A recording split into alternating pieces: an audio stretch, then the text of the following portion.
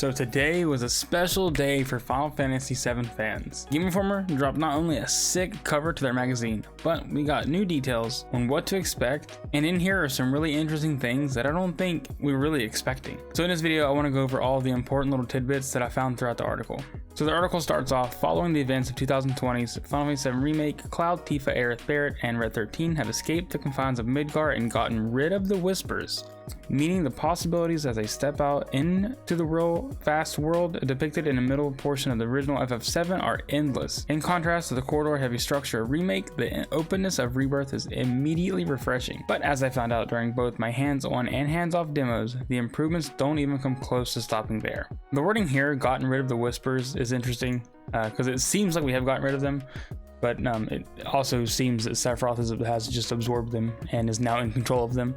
But I thought that was interesting. It probably doesn't mean anything, but caught my eye. It caught my eye. Then it goes on to say, while each section of the region is labeled on the map as separate areas, you can seamlessly walk between them. Hamaguchi says, "We thought it would be easier for players to go out into just one region. And so from a UI perspective, we have it separated, Junon and Grasslands, but in actuality, you can traverse and they're all connected with each other." The thing that we didn't think they could do, they seem to have been able to pull off. We have a giant, seamless open world, and it's confirmed even further by this little statement here, which is just awesome. In this demo, Hamaguchi shows me the Crow's Nest, a new town not present in the original FF7. This sister town to Under Junon shares the same anti-Shinra sentiment and serves as a hub for side quests and, as I soon find out, mini games. In Rebirth, we've added these types of cities like Crow's Nest, totally new cities that did not exist in the original, to go deeper and create a whole new world view of Rebirth. We reach this area after completing a quest, and then this place unlocks. The residents already know Cloud and the party are part of Avalanche, so they seem to be playing up on the part that everybody in the crew is a wanted figure. And I think that possibly Roche could be the one hunting them down. Like, I could really see Roche on his bike, maybe he has a few lackeys with him, and they're the ones hunting down Cloud and crew. But then we get some more information on side quests. It says side quests play a huge role in FF7 Rebirth, but naturally players will need to make the conscious decision to take them on. Making players seek this side content out was a mission the development team took on. Part of our game design that we took on for Rebirth is that the main storyline will be saving Yuffie and Under Junon, and then from there going towards Junon, then going forward toward Costa del Sol. But, for example, hearing the stories of the anti-Shinra people living in Under Junon, you could then feel like, what about this Crow's Nest area? Maybe I want to go over there and explore and go on a side adventure on my own to save its people. We want the player to be able to make these different adventures and go on their own journeys according to their interests. Then we get a shot of Red facing off one of these enemies called the Skeets in the original FF7. Before diving into the minigame diversions, we decide to take on a side quest.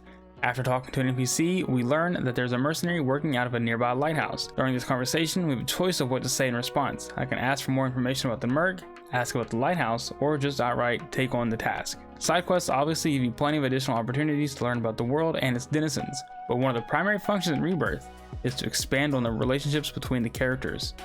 Side quests feature specific secondary protagonists alongside Cloud. Completing the quest will deepen and expand the relationship between Cloud and for that character. For this quest in particular, Red 13 is the secondary protagonist. Making our way to the lighthouse, we encounter a group of enemies using Cloud, Tifa, and our new party member Cait Sith. Hamaguchi takes on to fight them. Cait Sith's battle system might be the most unique of any character in the game, keeping in line with his original system in the PS1 title.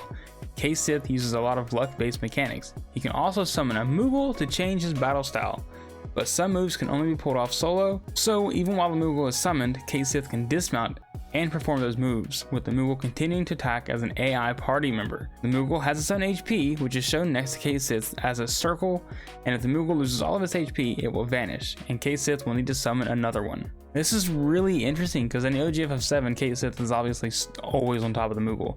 Like, so much so that I always thought that they were just, I thought Cait Sith was the Moogle. But now we know that Cait Sith is the cat, and the Moogle is just Moogle. What's really cool is that it has its own AI and you don't have to be on it to battle. That's super cool. So you can hop off, let it do its thing while you battle as Cait Sith, essentially having 4 party members in the battle with you. Really cool.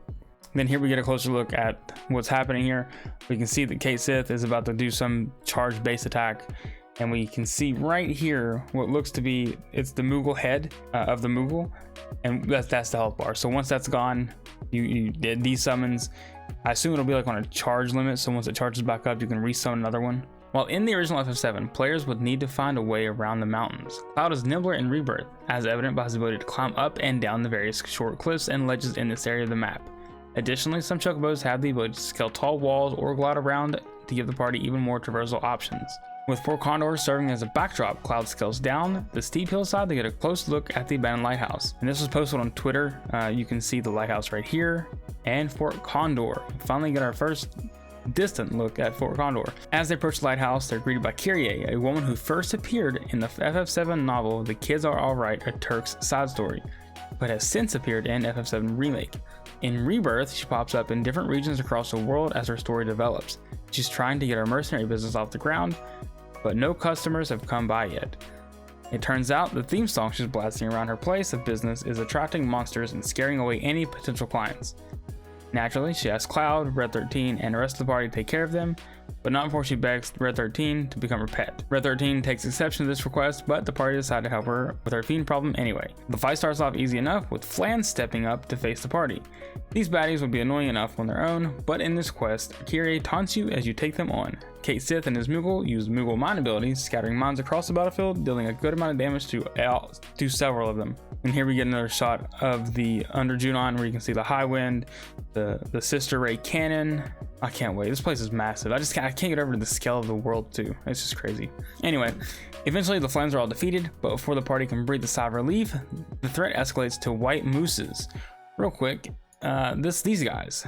These are the white Flans, I guess. These guys first appeared in Final Fantasy IV and seem to make an appearance in Rebirth.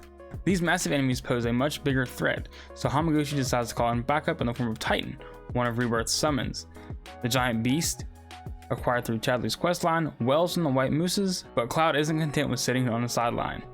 Using Cloud's synergy ability with Kate Sith, I witness a very silly sequence where Cloud mounts the Moogle, and the Moogle grabs Cloud's Buster Sword, and the duo attack the nearby white moose for massive damage. Pretty sick that Cloud and the Moogle dual hand the Buster Sword and just like bust up whatever in front of him. That's pretty cool. Soon thereafter, the final white moose falls, and the mission is completed.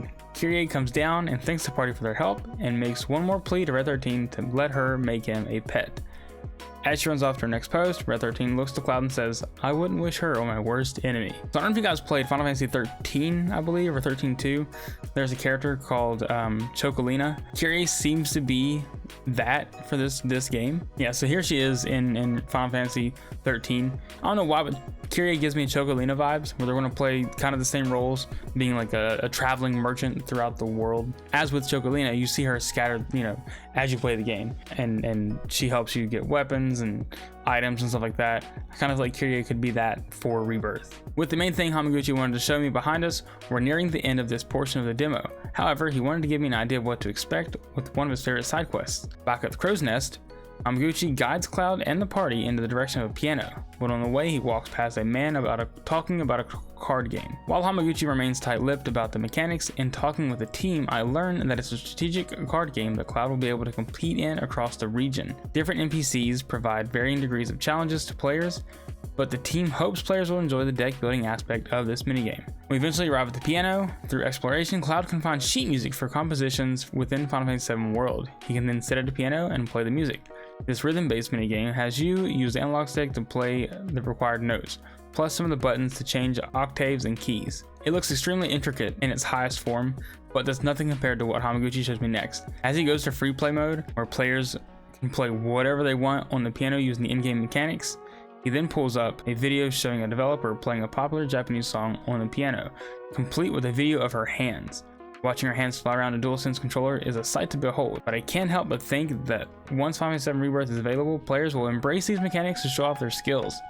The team is hopeful to spawn a whole community of the best in-game pianists recreating their favorite songs and posting them online. Yeah, this piano, I cannot imagine what people are going to be able to play on this piano. That's going to be insane. So that's about all the Game Informer stuff showed us, but let me know down below what you're most excited about when it comes to Rebirth. Are you excited about the hours of side content, the mini games, the piano? Let me know in the comments. And be sure to like and subscribe and hit that bell for more Final Fantasy VII Rebirth content. See you guys in the next video. Peace.